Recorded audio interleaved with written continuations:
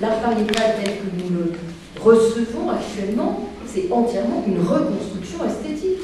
Il y a bien un objet, et la réception de cet objet, c'est une construction sociale et esthétique. Et donc, qu'est-ce que nous avons à construire socialement et esthétiquement de la réception des objets contemporains de l'art, qui ne sont pas tous prostitutionnels? Et en quoi peut-il y avoir dans le contemporain une manière d'entrer en conflit et en lutte contre ces formes prostitutionnelles qui sont bien évidemment majoritaires sur le plan économique, mais qui pour autant ne sont pas du tout absolument, monopolistiques sur le plan de la production. Voilà, je crois que ça me paraît indispensable de faire ces distinctions si on veut pouvoir produire un vrai rapport politique à ce questionnement. C'est justement contre ce genre de discours sulpicien que j'ai conçu mon exposé. Contre ce genre de discours quoi? Sulpicien. Sulpicien. Je veux dire ça, sulpicien. On dit sulpicien. Bon, pourquoi? Parce que, oui, je sais bien que tu allais t'efforcer de diluer le poison de cette façon, mais c'est justement contre ça, contre la position que tu défends, exactement contre cette position-là, que j'ai conçu cet exposé. D'abord, le geste de l'art contemporain, celui que j'incrimine, n'a strictement, évidemment, rien à voir avec celui de tous ces grands artistes du passé qui travaillent à la commande. Rubens, il travaille à la commande. Ça n'a rien à voir, parce que l'immense majorité de ceux qui sont sur le marché aujourd'hui, ils n'ont pas de commande. Donc ils doivent chercher l'acheteur, ils doivent aller l'attraper par la manche. C'est ça qui est spécifique dans les conditions de l'art contemporain. Non, il y en a quelques, oui, la commande, il y en a encore, mais la commande, elle concerne quelle proportion de ceux qui se disent artistes aujourd'hui? Tous ceux qui produisent massivement ne produisent que par la commande. Non, mais massivement, mais moi, ça m'est égal qu'ils produisent massivement ou pas massivement. Non, mais quand tu cites Jeff Koons, voilà. Non, ça, je sais, parce que justement, j'ai dit, la fin de mon exposé, j'ai dit, c'est pas ça mon problème. J'ai dit, ça n'est pas ça mon problème. Mon problème, c'est l'artiste de gauche, aujourd'hui, avec sa bonne conscience et sa mauvaise foi, qui cherche, qui se pousse, qui avance, etc. Laisse-moi te répondre. Il se pousse, il avance. Il fait tout ce qu'il peut pour se montrer, pour se promouvoir, pour exposer, etc. Convaincu qu'il porte la charge d'un message politique progressiste qui va faire avancer le schmilblick, etc., qu'il est dans le bon camp, qu'il défend la bonne cause, qu'il a les bonnes valeurs, etc. Et au fond de tout ça, il y a évidemment un quiproquo, un faux semblant, et là une dose de mauvaise foi qui est infiniment plus épaisse que la mienne, parce que non, il est pris dans un diagramme, il est pris dans des gestes, il est circonscrit dans des espaces où il n'y a aucun effet politique, il ne produit aucun effet de déplacement. Il est sérialisé dans un monde de l'art d'aujourd'hui où c'est étanche entre les espaces politiques, là où il y a des rapports de force, là où il y a de la tactique, là où il y a de la stratégie, où il y a de l'exposition et du danger, et cet espace immunisé de l'art, il n'y en a pas beaucoup qui vont en prison, tu l'auras remarqué aujourd'hui, aussi subversif soit-il, hein, sous nos latitudes. Non, ailleurs, oui. Non, mais ailleurs, je te parle, là, on n'est pas en plus, c'est très bien que je suis en train de parler, évidemment, des espaces qui sont les nôtres. Mais des philosophes en prison en France, il n'y en a pas non plus. Hein? Des philosophes en prison en France, il n'y en a pas. Non, mais des positions politiques peuvent conduire en prison. Tarnac, ça peut conduire en prison. L'équivalent de Tarnac en art, je ne le connais pas. Je ne le connais pas, jamais entendu parler. Bon, c'est ça. Oui, c'est ça le problème. Donc, ce que j'incrimine là, c'est un geste qui embarque, si tu veux. Ça fonctionne comme un entonnoir. Et donc, même ceux qui se présentent sous les dehors, les plus engagés, les plus ceci, les plus cela, c'est déterminé et surdéterminé par l'inscription dans cet espace-là, qui est un espace immunisé contre les effets politiques. Alors quand tu me dis qu'il faut constituer des avant-gardes, machin, etc., je voudrais savoir où elles sont les avant-gardes artistiques aujourd'hui, de savoir quel est leur champ de communication avec les espaces politiques, quels sont leurs effets politiques, quel est leur poids politique, etc. Et ça n'a rien à voir, pour finir ce point-là, ça n'a rien à voir avec le statut de la philosophie, parce que c'est une question de part de marché. Je veux dire, la philosophie, elle ne compte pas, alors que l'art, aujourd'hui, l'art contemporain, a une fonction dans l'expérimentation de nouveaux dispositifs de gouvernement des vivants, qui est évidemment essentielle et fondamentale. La philosophie, c'est peanuts, c'est rien du tout. Alors, il y en a qui se vendent aussi, je veux dire, il y a des philosophes qui sont entièrement du côté de la culture, du marché, etc. Mais bon, ça, c'est pas ça qui est déterminant. C'est parce que la philosophie, ça n'intéresse personne. Heureusement, ce qui nous sauve, c'est que la philosophie n'intéresse personne. Alors que l'art, ah oui, ça intéresse beaucoup de monde, à commencer par les gouvernants, parce qu'on gouverne avec ce qui s'appelle l'art aujourd'hui, c'est-à-dire la culture. Voilà, c'est là qui est toute la différence. Donc, le rapprochement, bon, moi je veux bien, on peut le faire comme ça, mais il n'a absolument aucun poids, parce qu'il n'y a aucun enjeu en termes de gouvernement des vivants du côté de la philosophie, alors que du côté de l'art, il y a des enjeux qui sont premiers. Il n'y a pas d'ailleurs, tu remarqueras qu'il n'y a pas de ministère de la philosophie, le ministère de la culture, il y en a un. Oui. Hayek, qui était philosophe, François Evade est philosophe. Vous dites là un peu général, parce que qu'est-ce qu'il y a aujourd'hui? L'art, d'abord. Vous parlez uniquement de l'art plastique, de l'art, soit sculpture, soit architecture, soit peinture. Mais justement, les catégories traditionnelles, on peut dire quasiment, ont disparu. Moi je vois, en fait, comme tu l'as dit d'ailleurs, rappelé, mais enfin, tout le monde le voit avec évidence, c'est que, mettons, ce qu'on appelle peinture a quasiment disparu dans la création, ou tout au moins on ne voit pas, mais là aussi il y a le problème de commande. Il y a un moment au fond où il y a des organismes ayant, je prends uniquement des commandes publiques. Il y a eu commande à Chagall, il y a eu commande à Masson, il y avait eu commande à Dufy, etc. Comme au moment du Trocadéro nouveau, il y avait eu commande à Valéry, je ne sais plus comment il s'appelle, au sculpteur. Donc il y avait à Mayol, etc. Mais à l'heure actuelle, quels sont comment un artiste arrive-t-il? Ça, je dois dire que c'est très difficile à saisir, que ce soit dans l'art qui demande des investissements financiers qui ne sont pas énormes, mais qui quand même sont importants, comme dans l'art pictural ou dans l'art de la sculpture, ou alors des arts qui n'existent que par des investissements financiers énormes comme le cinéma. Bon. Si on n'a pas des commanditaires, si on n'a pas des producteurs, on ne peut pas faire d'art. Le seul art qui demanderait un investissement financier minime, ça serait l'écriture, à la limite. Mais à ce moment-là, il faut solliciter aussi, tu as parlé de l'écriture, dans ce que tu as cité, mais je crois que c'est très difficile de parler de l'art. On pourrait dire qu'il y a un art contemporain. Je crois que c'est intéressant de définir l'art contemporain en général. Bon, c'est une catégorie, il faut se demander est-ce que cette catégorie existe. Je crois qu'il faudrait parce qu'on peut s'arrêter.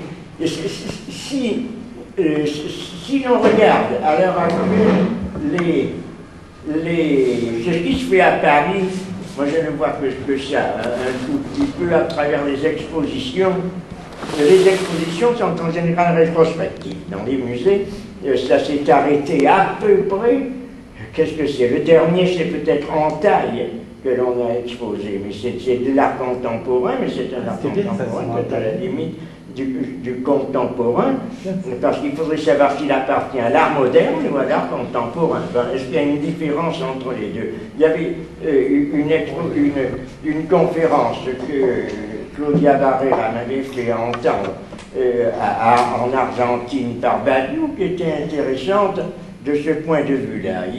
Elle était en français, mais c'était traduit en espagnol, mais elle était en français, et il faisait la différence entre l'art moderne, un peu schématiquement, mais qui était intéressant, entre l'art moderne et l'art contemporain, avec des caractères, si l'on peut dire, des critères, si l'on peut appliquer cela à l'art, des critères ontologiques, si l'on peut dire, qui définissaient l'art moderne par rapport à l'art contemporain, en gros, sur un exemple, par exemple, je ne sais pas, justement pictural, on pourrait dire que l'art moderne se situe au niveau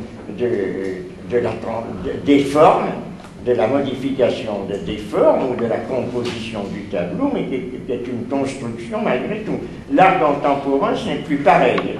L'art contemporain arrive à ce moment-là par une décentration de la notion même de production plastique au sens de la plastique, ou comme le dit Thierry Brillo, la plastique pure, c'est-à-dire qu'à ce moment-là, on se permettra de mettre un caillou sur une table et de le présenter comme une production. Donc, une production, à ce moment-là, ça s'est modifié d'une façon tout à fait importante, et que cet art contemporain n'utilisera pas non plus la notion de matériau, mais utilisera n'importe quoi, et également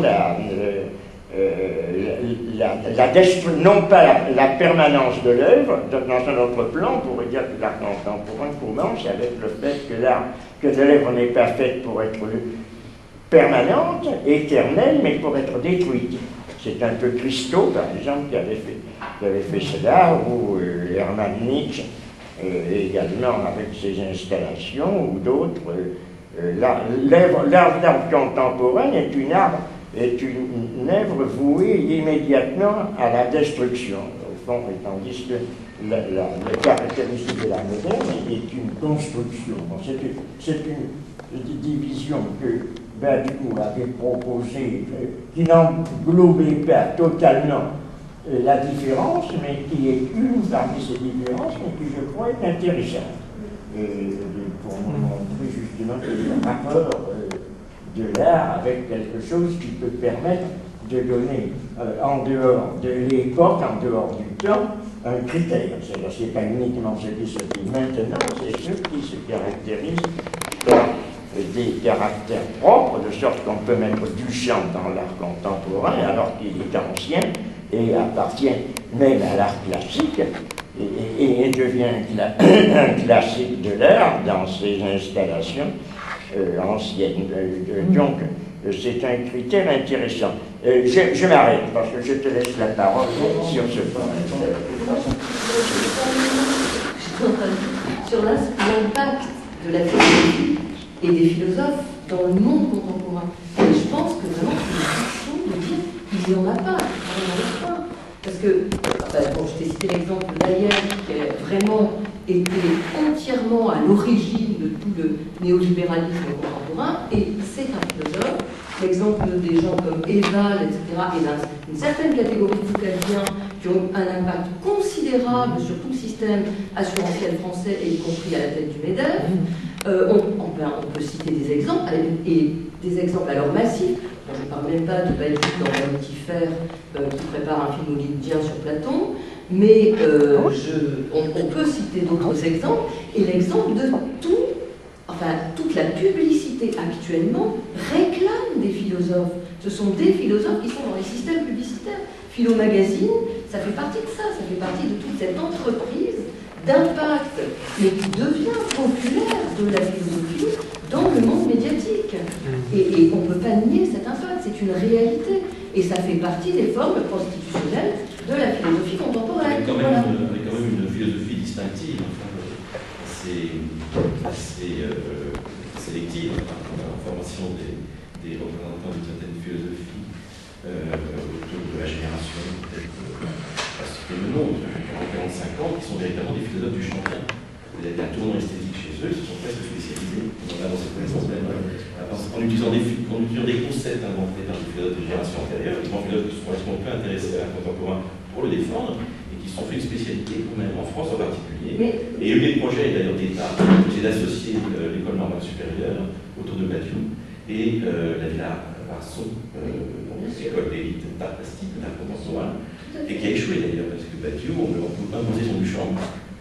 C'est-à-dire qu'on lui a demandé de force, il n'écrit pas son Duchamp, on le fera à sa place, etc. Et en fin de compte, il a placé Duchamp sous le patronage de Mallarmé, il a dit en aparté qu'il n'aimait pas spécialement Duchamp, etc. Il y a un conflit là pour tirer du côté de la défense de l'art contemporain quelques auteurs qui restent en retrait, très sceptiques.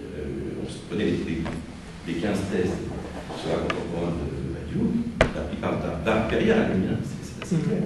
Il est assez féroce. Et on lui a déjà reproché, parmi les critiques les plus importantes de tous les milieux politiques et intellectuels à l'égard de Badiou, c'est essentiellement des critiques qui portent sur sa conception artistique. Il est considéré par Alizard comme un monsieur qui a des goûts traditionnels, etc. Donc il est visé par des grands représentants de l'art contemporain, qui sont souvent des philosophes de formation, des jeunes philosophes. Oui, tout à fait. Ça, c'est ça. Alors je ne sais pas si c'est une prostitution philosophique, il y a un tournant artistique très net dans la recherche philosophique contemporaine. Oui, c'est ça. Pour défendre unilatéralement l'art contemporain dans ses versions les plus actuelles. Non, mais moi, c'est pas Vous avez ça. une institution, je l'ajoute.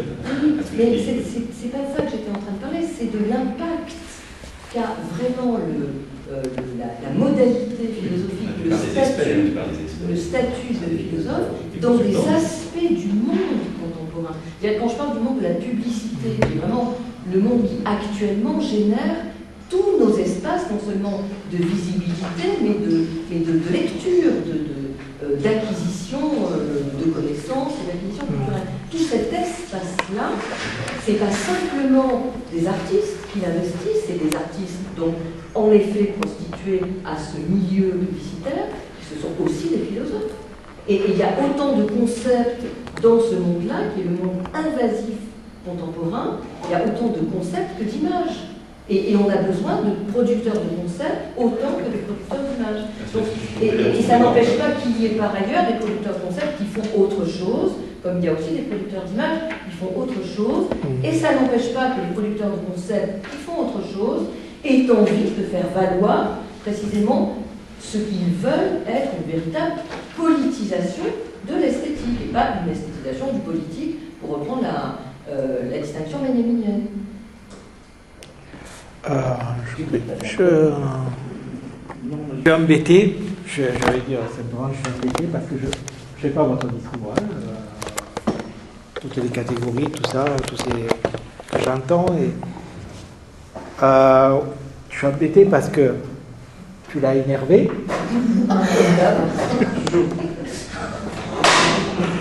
Et comme je sais que je ne vais pas être gentil, je me dis aïe aïe aïe.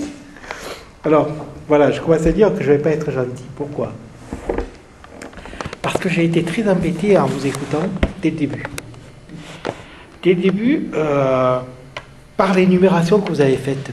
Alors, je ne voudrais pas que... Je sais que je marche sur des œufs, là, et que je ne voudrais pas...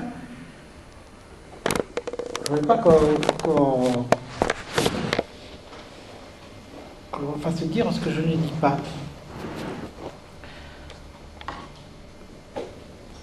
Comment dire ça? Parce que je ne prends pas le mot... du coup, je ne prends pas les histoires de prostitution prostitutionnelle dans ce sens-là. Vous avez parlé de 3 artistes au début. Sophie Card, Catherine Millet, enfin artistes, trois personnes connues dans le monde de... Catherine Millet et Marcella Yacoub. Trois figures que l'on rencontre dans toutes les gazettes et sur tous les plateaux et surtout voilà. J'avoue n'avoir lu aucun livre de ces 3 personnes. J'ai vu des photos de Sophie Carle dans un magazine et Marcella Yacoub, il m'arrive de lire ses chroniques dans Libération.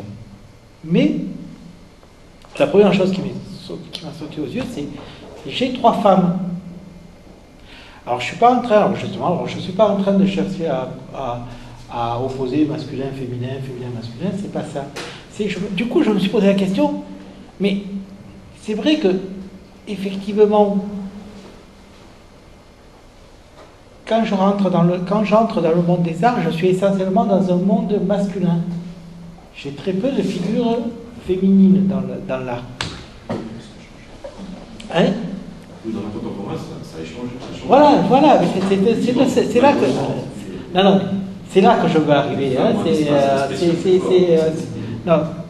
là que je veux arriver. Hein. Je suis en train de lire en ce moment Louis Althusser, Initiation à la philosophie pour les non-philosophes. Prenez-moi comme un non, tout ça. Non artiste, non spectateur, non. Je suis en train de... Parce que quelque chose s'est passé quand je vous ai écouté, qui a bloqué dès le début, que j'arrive à me dire, mais peut-être que c'était ça le sujet. Donc, je reviens à cette histoire de féminin, donc un monde assez masculin. Et je disais, vous parliez de vitrine, et vous parlez donc d'aguichet, et puis je me disais, mais c'est un peu le monde féminin, ça. Je chope encore, je suis très étonné, moi, d'entendre encore des jeunes filles dans la rue ou dans le métro. Bon, on va faire du shopping, on va faire du lèche-vitrine, je me dis, avec mon côté 68 ans, je me dis, on en est encore là. On en est encore à ce partage des choses, des façons d'être dans le public, d'être dans la rue, c'est un peu brouillon, mais comment dire ça? Je me posais la question, avec les mots que vous utilisez, si justement c'est pas là le travail à faire, c'est tout cet univers-là qui arrive dans l'art. Tout cet univers... parce que, qu'est-ce qu'on demande souvent aux jeunes filles? D'aguicher, d'être jolie, d'être bien pimpée, et d'aller chercher le contrat. C'est ce que je ressens et que j'entends depuis très longtemps. Et du coup, je me posais la question si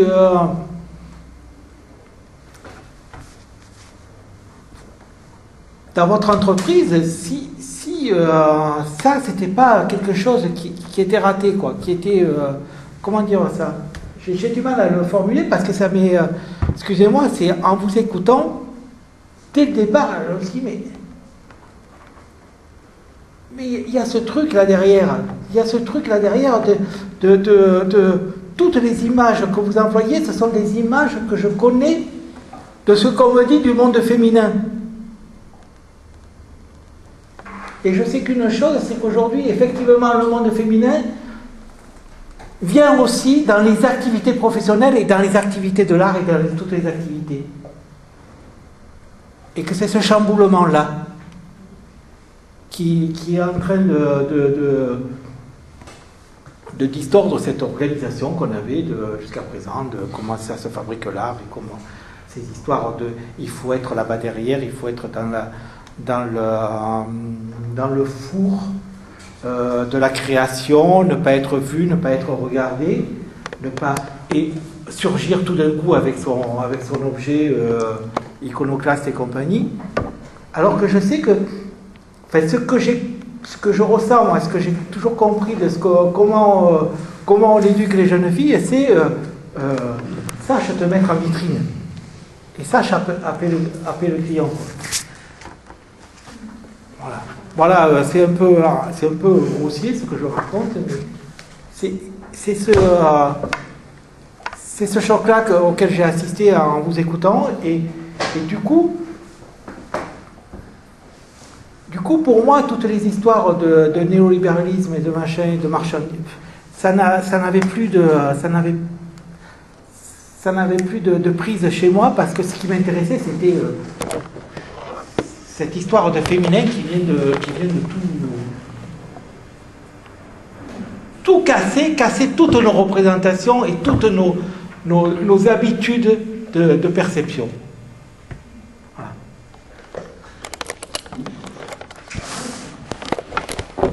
Non, je n'ai pas d'objection. Je suis convaincu qu'on peut faire une critique politique féministe ou à partir d'un point de vue de genre, des présupposés ou des impensés de mon topo. Bon, je peux répondre de bon sens. Massivement, quand on mobilise les images de prostitution, effectivement, la prostitution, elle est massivement plutôt féminine que masculine, même si elle peut être les deux naturellement. Donc les images sur lesquelles on va enchaîner, elles vont plutôt se déployer de ce côté-là, même si j'ai pris la précaution de mettre des bémols. Mais le point, donc ça, je l'admets parfaitement, il n'y a pas de problème. Le point quand même sur lequel je veux insister, c'est qu'il n'y a vraiment aucune espèce de tonalité morale, quoi. C'est pas ça. Je parle de gestes. Je m'intéresse à des gestes. Et donc, y compris, ça renvoie à la discussion sur les philosophes qui se prostituent au MEDEF, etc. Là, on retombe dans une caractérisation, une qualification qui est immédiatement péjorative. Eva s'est vendue au MEDEF, etc. Bon, or, c'est pas ça. C'est pas du tout ça. Je suis sur votre longueur d'onde. Je ne suis pas en train de parler de féminisme. Je parle du geste féminin. Là, il me semble, moi, que le geste de Sophie Carle, de Catherine Millier, de Marcella Yacoub, c'est un geste de ce que j'ai reçu comme culture, comme devoir être dans le monde et que je vous balance à la face, que je vous le balance. Je vous le renvoie, ce geste-là. Ce n'est pas du tout une histoire de consciemment ou inconsciemment. Ce n'est pas une histoire de se placer en tant que féministe ou pas. Non, c'est juste que quand je vous ai écouté, dès le début, paf, il y a eu cette liste de personnes, les mots, et qui ont fait que je suis parti ailleurs, quoi. Je suis parti sur une autre piste que celle que vous avez déployée. Voilà, je suis arrivé à dire ce que je sentais exactement.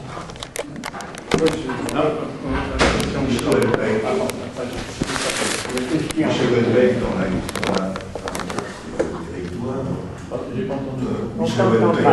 la carte et le territoire, va un peu abonde dans votre sens, au fond, et montre bien l'artiste maudit, au début du roman, si je me souviens bien, en proie à des problèmes un peu triviaux de chauffe-eau, qui va au fond se prostituer avec le Big Band Hobbs et avec Michelin, qui va au fond jouer d'ailleurs avec différentes formes d'art, avec la photographie, en faisant un montage qui va, et en trouvant l'amour aussi avec la chargée d'affaires de Michelin, une fameuse russe Olga, et au fond il va monter en puissance, et lui il va être dépassé aussi par cette forme prostitutionnelle de l'art et cette montée aussi aux enchères, à tel point qu'il va abandonner en plein succès, dans un premier temps, après son exposition, où Michelin voulait le mettre en avant. Ensuite, il va avoir sa période du désert, et il va ressurgir après tout un travail sur les métiers, je crois les métiers qu'il va mettre alors là à la peinture, il va passer de la photographie à la peinture, et là il va y avoir une enchère de l'art contemporain, il peut faire n'importe quoi, même Houellebecq se met en scène, et même le portrait, et ça va déboucher sur un crime, parce que les collectionneurs aussi qui ne peuvent pas l'avoir avec tout leur fric vont tuer celui qui l'a, etc. Et on voit qu'au fond, à la fin, et là c'est vraiment la prostitution de l'artiste, pour ça arrêter, au fond, il est obligé d'arrêter son œuvre, au fond, de mourir de lui-même, c'est-à-dire qu'il se rend compte. Et en fait, avec d'autres arguments non philosophiques, mais il montre bien aussi, d'une manière assez très pessimiste à la Schopenhauer, au fond, la misère de l'artiste qui réussit, au fond, qui lui ne comprend même pas du tout ce qui lui arrive, au fond.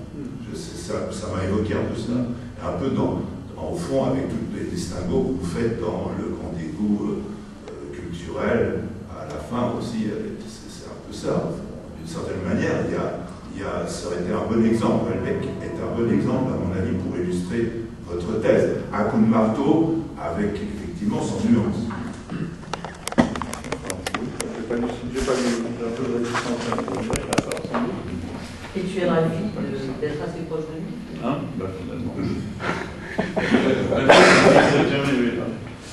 Moi, j'ai constaté dans cet exposé de notre cher Alain, il y a l'exposé est structuré par un langage aussi réel que Canal+, par exemple, quand quand il donne cette image de la publicité et des sites de rencontres, et puis il y a un couple qui se rencontre, et puis la première chose qu'il lui demande, et c'était très rigolo, elle lui dit, vous gagnez combien? Il dit, je gagne 6 000 euros. Ah, ça, c'est pas mal, je peux rester. Mais il lui dit, attention, je gagne la remise, 6 000 euros par an. Ça, c'est un peu rigolo.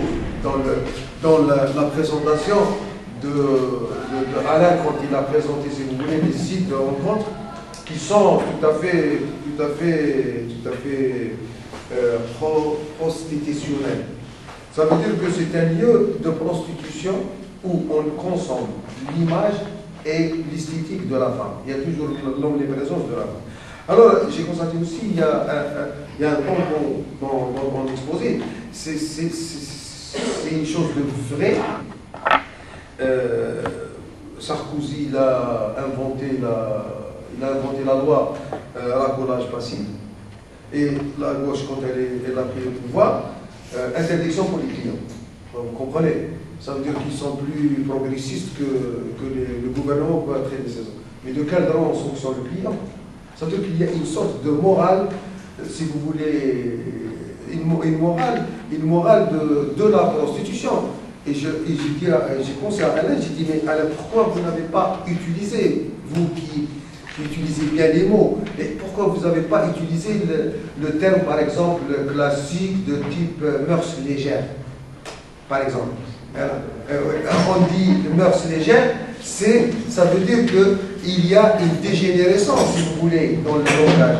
Là, il y a une image d'Alain que j'ai aimée, c'est qu'il commence par un exemple, le réel, et en même temps, il va faire de la dégression et scruter les champs philosophiques. Alors, commencer par, disons, par Benjamin, parce que c'est l'esthétique en vrai, et après on touche le monstre des monstres dans le tournant de Keller de Heidegger, et en même temps, et là, vous arrivez à dire, bon, attention, il y a dans l'œuvre d'art, ou l'art en tant que tel, il y a une vérité, et on cherche une vérité, parce que l'œuvre d'art, c'est une ouverture de la vérité, mais pas le mensonge, parce que nous vivons dans le mensonge. Moi, je me souviens d'une phrase, d'une idée de Badiou, quand il dit que la philosophie est une œuvre d'art. Moi, j'ai ajouté personnellement, j'ai dit c'est une œuvre d'art non marchande. On était ensemble comme ça. Il a dit strictement ça. Et je trouve que l'exposé en lui-même est révélateur d'une crise intellectuelle dans l'espace artistique.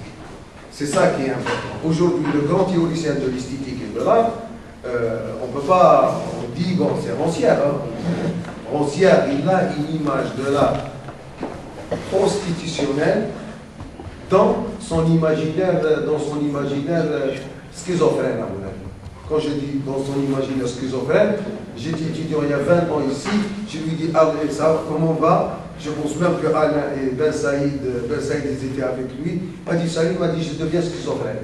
Je vous raconte ça pas pour montrer que c'était mes profs, ils restent toujours mes profs, mais en même temps, il y a une sorte de schizophrénie qui est tout à fait avantageuse, philosophiquement parlant. C'est-à-dire qu'on rejoint que la philosophie ne n'intéresse personne, et moi, pas moi, mais l'ancien comme théoricien de l'esthétique, il devient schizophrène par rapport à la société. Non pas lui, mais la société devient schizophrène.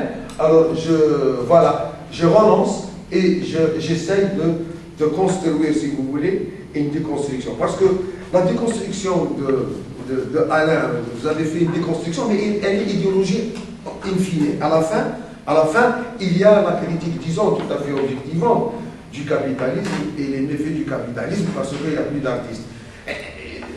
Moi, d'après mes recherches, peut-être, c'est que le dernier philosophe, comme disait l'autre, le dernier philosophe, c'est Nietzsche. Les autres, ce n'est pas des philosophes. Et c'est ça qui pose un problème.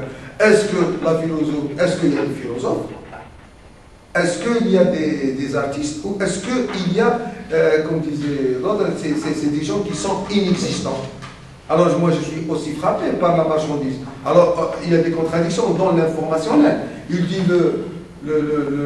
l'écrivain le plus libre au monde, maintenant, 2014, c'est Bernard Lévy. C'est ça. Il s'appelle Bernard Livy. On va dans le métro, on voit tous les affiches de Livy comme romancier. En même temps, on dit que le plus vendu, le plus lu, c'est Michel Foucault. Et le plus qui attire beaucoup de gens avant sa mort, c'est Derrida à l'extérieur des États-Unis. Et en France, alors vous avez des échantillons là où vous n'arrivez pas à comprendre. Moi, je sais que par exemple, on a fait un hommage à Deleuze à l'université de Goldschmidt à Londres, et on a démontré scientifiquement, on a démontré que c'est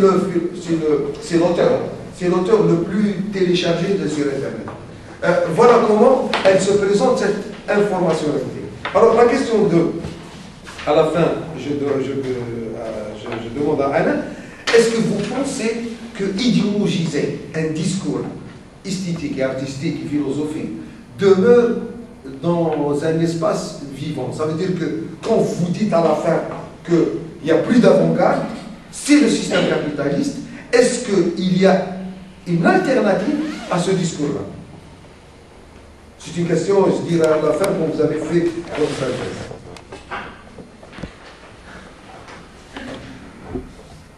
Idéologiser est un terme qui est très énigmatique, donc je ne sais pas trop ce que je peux dire, faire comme commentaire là-dessus. Avant-garde, quand je parlais des avant-gardes, il y a la reprise qu'en faisait Thierry tout à l'heure, il s'agit bien des avant-gardes artistiques. On parlait des avant-gardes artistiques, donc les années 20, les fameuses années 20, etc. Bon, on n'était donc pas du tout là dans la question des avant-gardes politiques. Moi, ce qui me paraît un des traits majeurs, je l'ai déjà dit tout à l'heure, donc je me répète, un des traits majeurs de l'art contemporain, c'est qu'il prospère sur la mort de toute notion d'un art d'avant-garde. Le propre d'un art d'avant-garde étant précisément d'effranger les bords entre l'art et la politique. Maintenant, il n'est plus possible d'effranger les bords entre l'art et la politique comme c'était possible dans le temps des avant-gardes au lendemain, notamment de la Première Guerre mondiale. Ça pour... Oui. Excuse-moi, je me permets de tomber la parole. Je suis désolé, confus, parce que justement, cette différence entre moderne et contemporain, on pourrait la faire passer par ce qu'on pourrait appeler la fin des avant-gardes. C'est l'appeler moderne. C'est l'art des avant-gardes, depuis le cubisme, l'expressionnisme, l'art du baroque, etc. Donc il y a des avant-gardes qui lient le destin de l'art avec une transformation sociale, tandis que le moderne, le contemporain, ce serait le moment. Lyotard l'avait signalé d'ailleurs, il écrit à un moment la fin des avant-gardes. Au fond, c'est le moment où on a englobé ça alors dans post-moderne. C'est un peu ça. On va dire ça comme ça. Dans notre époque, en tant qu'élève postmoderne, l'art, et sous-noté évidemment dans nos espaces à nous, c'est-à-dire les démocraties de marché, l'art a perdu l'essentiel de sa capacité d'irruption dans le domaine politique. C'est ça que je veux dire. C'est ça. Il a perdu sa capacité d'irruption, qui était ce qui, inversement, caractérisait l'art, les formes de l'art d'avant-garde dans l'époque qui était évidemment toute différente dans ses traits généraux. L'époque d'après la Première Guerre mondiale comme époque révolutionnaire. Voilà, c'est ça. Donc ça, c'est le destin de l'art aujourd'hui et de cette perte de capacité d'irruption, c'est ce qui dessine en creux les traits de l'époque comme époque de restauration, évidemment. Ou comme dirait Badiou, comme époque contre-révolutionnaire. Voilà, donc je ne sais pas si ça répond à toute la question, mais c'est ça le point qui me paraît absolument décisif, évidemment, c'est-à-dire cet affaiblissement des potentialités de l'art, donc tous les gestes vont se replier sur les espaces immunisés de la culture. C'est-à-dire cet effet de réenveloppement perpétuel de tout ce qui, comme l'art est évidemment un monde sans bord, de tout ce qui tendrait à produire des échappées susceptibles de produire des dérèglements, des effets politiques, des effets de déplacement, etc. Tout ceci est sans cesse réenglobé, repris, réenveloppé et emmailloté dans le monde de la culture où ça va devenir productif aux conditions de ce monde-là. Ce qui, évidemment, je ne veux pas du tout dire que c'est un monde de futilité, que c'est un monde d'utilité. Ce que je veux dire, c'est que contrairement à une notion, disons, enfin, traditionnelle que nous aurions, nous, enfin, en pensant toujours à l'art moderne, disons, par opposition à l'art contemporain, quoi. Là est passé du côté de la reproduction, du côté de la reproduction, je dirais la reproduction de la vie des populations, hein, pas la reproduction d'un paysage, mais c'est-à-dire, il est passé du côté des régularités, il est passé du côté de la répétition. C'est-à-dire qu'il a une utilité, évidemment, et une fonction éminente à ce titre-là. Il contribue, comme d'autres facteurs, à faire tenir les choses ensemble. Il sert à faire tenir les choses ensemble et il est là pour entretenir, évidemment, il a une fonction éminente pour entretenir quelque chose comme une intelligence collective. Et ça, évidemment, ça n'est pas négligeable. Mais ceci se fait au prix de la déperdition de ce qui était, de ce que l'art moderne voyait comme une fonction, comme la fonction essentielle de l'art, qui était de produire des déplacements, qui était de faire surgir des choses inédites, qui était de produire des intensités. Il est totalement désintensifié. C'est ça le paradoxe de ce que j'appelle cet art contemporain, qui est maintenant entré dans les systèmes de régulation, c'est qu'il est désintensifié et qu'il irrigue beaucoup. Il irrigue la vie commune, ça c'est absolument certain, mais il irrigue la vie commune, je dirais, comme le système de santé irrigue la vie commune, comme la sécurité sociale irrigue la vie commune, et tout. Il est passé du côté des, disons, des mécanismes, pas des mécanismes de sécurité, mais des mécanismes régulateurs en général. Quoique ces derniers temps, il y a quand même, je me permets de le dire quand même, ces derniers temps, alors c'est peut-être pour la très mauvaise cause, je ne sais rien, il y a quand même un gars qui est sur une scène à troubler énormément et la presse et le monde public, et le monde politique. Oui, c'est pas le meilleur de l'art. Oui. Ah mais dernièrement, ça a bien chauffé quoi. Voilà. Oui, mais là on est plutôt dans la... Ça produit ses effets parce qu'on est dans une scène qui est politique. Ah ouais. Qui est politique, on l'a dit là. Oui, enfin, oui, je ne sais pas parce que comme je n'ai jamais vu de spectacle, j'ai vu les sketchs de ce garçon, mais je n'ai pas vu un spectacle entier de ce garçon. Et on s'est retrouvé quand même, on s'est tout de même retrouvé avec un moment où il n'a plus été possible de faire sa propre opinion. On s'est retrouvé quand même à un moment où le pouvoir nous a dit ça, vous ne le regarderez pas, vous ne l'entendrez pas. C'est en ce sens que c'est politique. Voilà. Je voulais simplement revenir. Il y a dans votre exposé, mais excusez-moi, je n'ai pas lu votre ouvrage sur... Le grand dégoût culturel. Voilà. Tu n'as pas lu. Je te dis combien d'ouvrages j'ai lu, Mais c'est mieux ça. Vous pardonnerez mon honnêteté, monsieur Bourse. Ça a marché.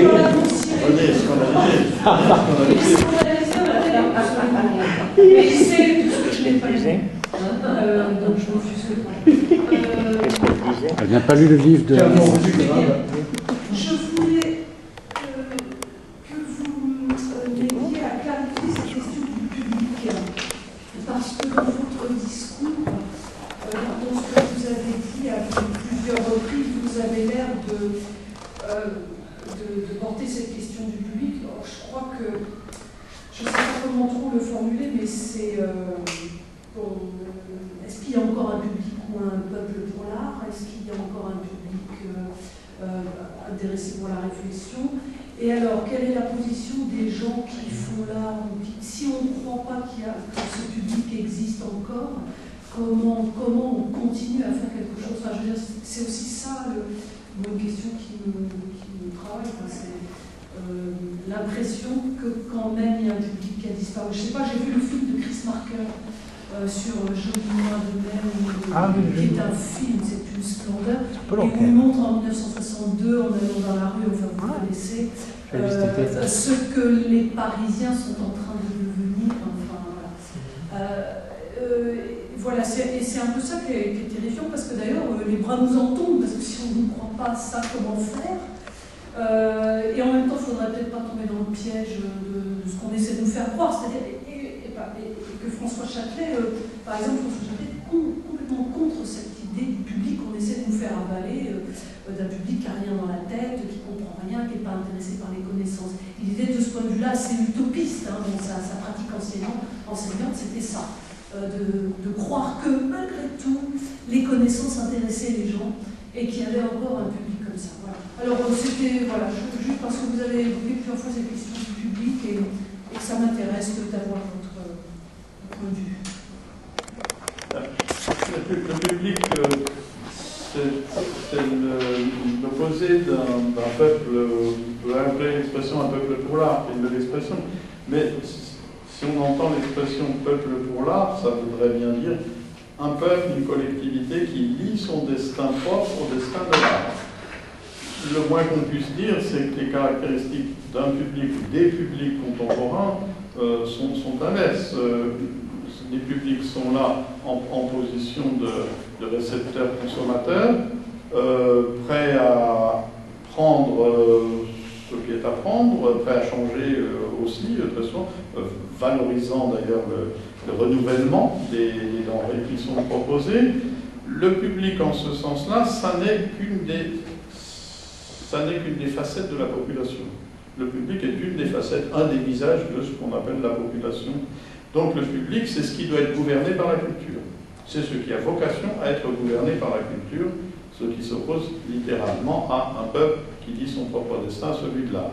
Voilà, donc il sera gouverné à la culture par moyens, et encore une fois, quand je dis ça, je suis loin de tous ces clichés, y compris les clichés adorniens, qui nous disent les gens abrutis par le jazz, machin, enfin, le jazz aujourd'hui, parce que le jazz est devenu au contraire une denrée escrochée.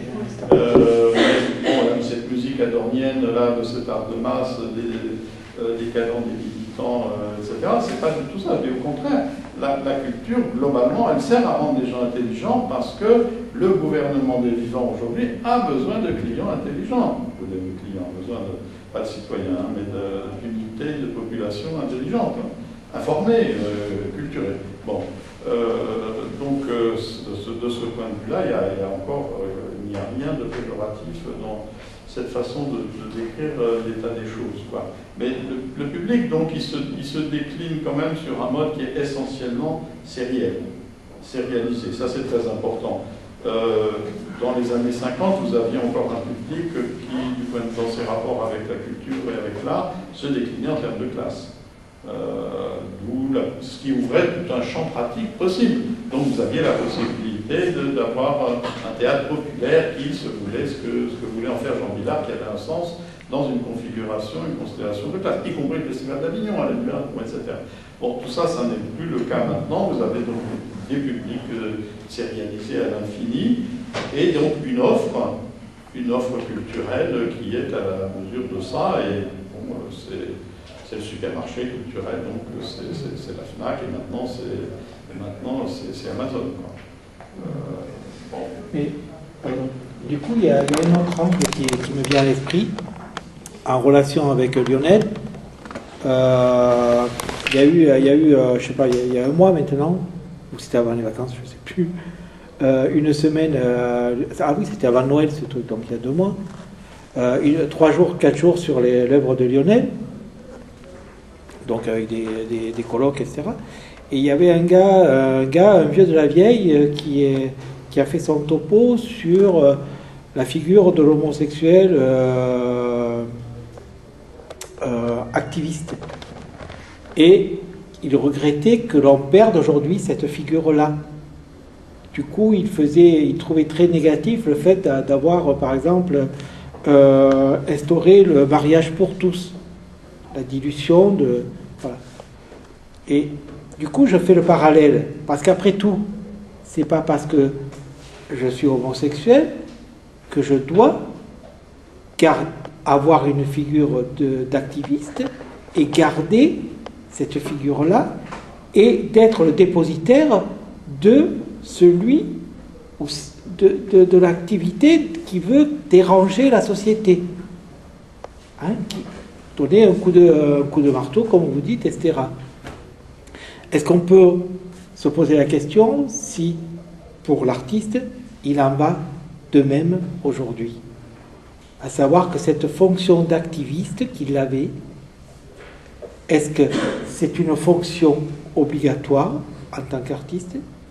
Et est-ce qu'il doit toujours en être le dépositaire? Est-ce qu'aujourd'hui, ce à quoi vous faites référence peut être donné par un autre groupe, un autre lieu d'activité de la société humaine? Oui, c'est une question qui m'intéresse. Parce que je pense que c'est toute la question du statut de la marge dans nos sociétés. Donc on peut tout à fait faire ce parallèle entre le domaine du sociétal et le domaine de l'art. Pour dire les choses de façon caricaturale, vous avez deux types de régimes maintenant, de régime politique, de forme de gouvernement différent. Vous avez ceux qui punissent la marge, vous avez ceux qui criminalisent la marge, c'est des régimes imbéciles, c'est le régime iranien, c'est des régimes idiots. Donc quand ils ne portent pas le foulard comme il faut, machin, des conneries comme ça, ou le rock'n'roll, ça c'est terrible, bon, voilà. Et boum, boum, boum, boum. Ça c'est des régimes imbéciles qui sont voués un jour ou l'autre à tomber sur le cul, c'est bien fait pour eux. Bon. Et puis vous avez les régimes intelligents, mais qui se trouvent être d'une intelligence diabolique, évidemment, c'est les nôtres, pour qui la marge est indénie. Pourquoi? Parce qu'on est dans un temps où ces régimes ne peuvent plus gouverner à la réforme. Avant, il y avait des marges, il y avait de la marge pour gouverner à la réforme sociale. On va améliorer votre condition, on va vous construire des logements, on va vous prendre dans une spirale qui est celle du progrès. Ça s'appelle la réforme. Bon, ça c'est plus possible, à cause des conditions du capitalisme aujourd'hui. Donc ce qui va s'y substituer pour donner de l'air aux gouvernants, puisqu'il faut que les gouvernants ont besoin d'air pour respirer, eh bien c'est ce qui se joue sur la marge. C'est-à-dire, hier, les homos ne pouvaient pas convoler comme ils entendaient, et ils étaient plus ou moins suspects, voire criminalisés. Et bien, on va renverser ça. Aujourd'hui, ils sont très très bien et ils vont pouvoir convoler comme les autres. Et on va ajouter des droits sur l'édifice du droit, et etc., etc. Et regardez donc comme nous sommes éclairés, libéraux, etc., ouverts, tolérants, machin, etc. Et on va se donner de l'air comme ça. Dans le domaine de l'art, ça fonctionne de la même façon. Ce qui émerge à la marge est destiné, lorsque ça a une certaine puissance, lorsque c'est porté par un certain flux inventif, d'invention, de création et de vie, tout simplement, sa vocation à aller vers le centre et à conquérir les espaces, disons, les plus fréquentés. Voilà, dans ce sens-là, je suis tout à fait d'accord pour repérer le rapprochement. C'est lié aux conditions du capitalisme aujourd'hui, pour dire la chose encore avec les plus gros sabots de fer que je puisse me trouver. Voilà, mais oui, c'est vraiment comme ça, il me semble que ça fonctionne. Bon, et c'est pas, je veux dire, quelqu'un comme Baudrillard avait quand même bien vu le truc, hein, déjà un moment, le pauvre Baudrillard, qui est trop décrié peut-être, hein, aujourd'hui. Moi, je veux dire que... Le politique par rapport à l'art contemporain, et où on est arrivé par rapport à ce sujet des formes constitutionnelles, qui est bien féminin, qu'il y a la remarque qui a été prise en compte, et que la Constitution a fait justement que l'art émerge, qu'il y a un savoir-vivre dans les bordels, où il y a finalement un esprit qui se développe artistiquement dans les bordels. Et il y a aussi des formes esthétiques bien profondément engagées dans tout ce qui est l'esprit de l'esthétique. Et ça, un domaine comme celui-là de l'art revient toujours à la capacité de notre problème au jeu, je pense, compris qu'est-ce que la subjectivité et qu'est-ce que l'on va faire par rapport à cette résistance dans le monde actuel où le capitalisme a donc avalé la capacité de création et aussi donc des savoirs ou des compétences de ce qui est la philosophie comme forme de discours et aussi comme forme de discours, si l'on veut, de création, de capacité politique. Donc moi, ce discours me semble très binaire et nous sommes contre, disons, cette politique néolibérale, mais où nous sommes, c'est-à-dire comment on se met de l'autre côté et dire tout n'est pas nié, justement pour ne pas nier cette capacité d'être dans cette, disons, politique, forme de politique, il faut être plus engagé plus que jamais dans des discours tout à fait différents, dans des formes pédagogiques novatrices et dans une forme d'utopie qu'on continue, je pense, à relever et qu'il faut forger petit à petit chez les enfants même, chez les jeunes, et dans toutes les formes qui ne tiennent à voir directement qu'avec le pouvoir médiatique, malgré que le pouvoir médiatique pourrait donner une capacité politique forte.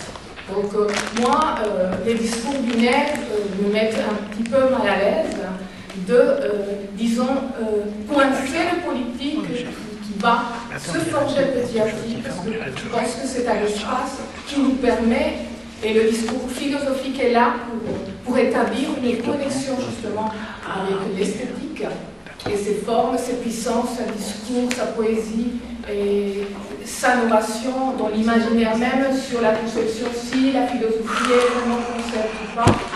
Tout ça qui me revient encore dans l'espace de pourquoi pas produire une subjectivité nouvelle qui pourrait mettre en place cette capacité politique qui tient à voir avec les performances, cet art éphémère, cette justement possibilité de faire un art qui compte comme une nouvelle forme de dialogue plus ouvert où le capitalistique pourrait être aussi y faire partie de ce monde, mais dans une forme critique assez puissante pour établir déjà une résistance active, quelque chose de bien établi, de vraiment pas tranchant, mais dans un éventail plutôt encourageant, une capacité créatrice que je pense que l'art moderne nous demandera, que c'est pareil, mais à l'époque actuelle. C'est-à-dire aussi un établissement de ce qui reste dans l'émotionnel, donc dans la force psychologique et subjective et, disons, novatrice de l'émotion et aussi du discours philosophique. Donc, je voulais simplement rebondir sur ça. Oui. Moi, ce que je pense, c'est des choses simples. Hein, c'est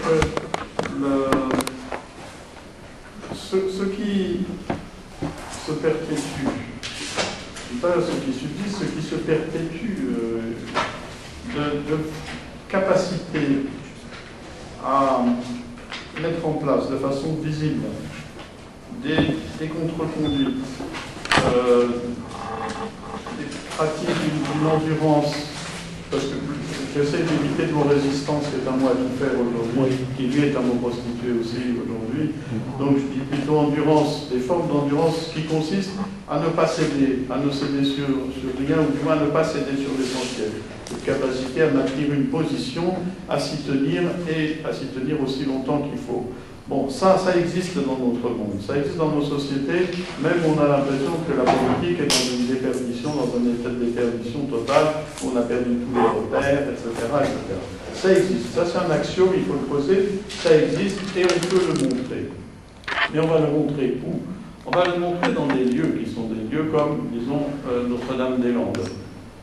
Mais pas des lieux d'exposition, où des artistes vous montrent des choses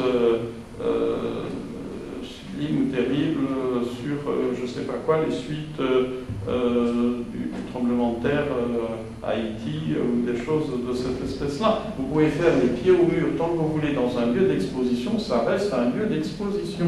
Et il n'y a pas de politique là-dedans, c'est un lieu immunisé. Les choses, elles se passent à ciel ouvert, soit dans la rue, soit à Notre-Dame-des-Landes, dans des lieux où il y a des affrontements, et pas dans des lieux où on vient tourner en disant ça c'est beau, ça c'est fort, dans des lieux où il y a des affrontements, dans des lieux où vous avez des forces qui se confrontent, donc vous avez l'État qui est là, et ceux qui s'y opposent, et des lieux donc où il y a un espace de confrontation. Là, voilà, c'est ça. Et donc il y a tout un faux semblant, ce que je veux dire c'est simple ici, il y a tout un faux semblant de l'art contemporain qui est enfermé dans des lieux où par définition il ne peut rien se passer de politique. C'est tout ce que je veux dire. Hein. Et donc une fois qu'on a, si on s'est mis d'accord là-dessus, bon, tout le reste on peut discuter, on retrouve des artistes dans toutes sortes d'actions de manifestations.